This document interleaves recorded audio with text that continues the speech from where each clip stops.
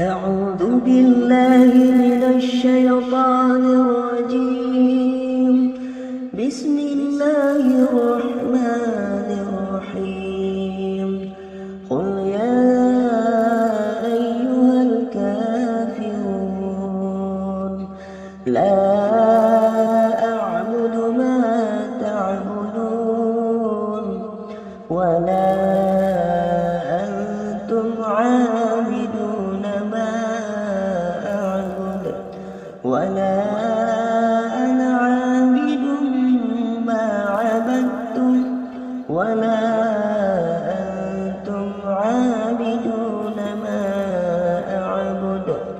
لكم دينكم ولي دين صدق الله